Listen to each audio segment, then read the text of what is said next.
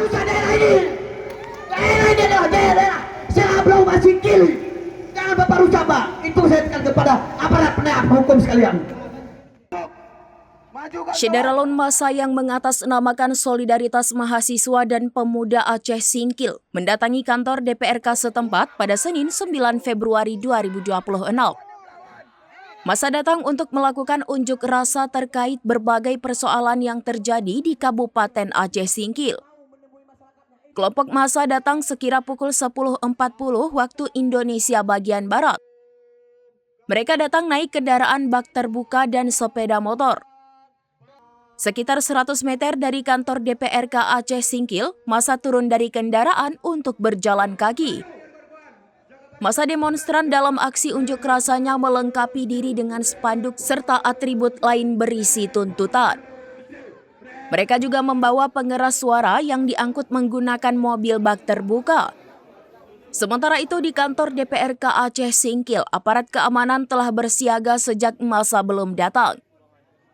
Aparat keamanan terdiri dari unsur kepolisian, Satpol PP, serta aparat keamanan lainnya. Sementara itu sampai di lokasi, massa langsung melakukan orasi secara bergantian. Dari Aceh Singkil, Dede Rosadi, SerambiNews.com.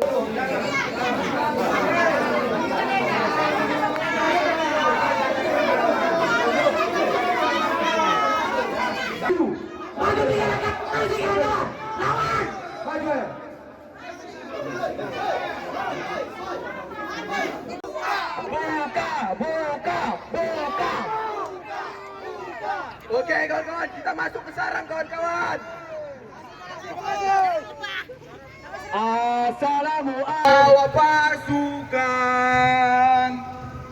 Assalamualaikum. Nol besar. Kami nilai, saya nilai mahasiswa dan pemuda Aceh Singkil mengatakan pemimpinan Oyen Hamzah 1 tahun gagal total. Betul kawan-kawan? Betul.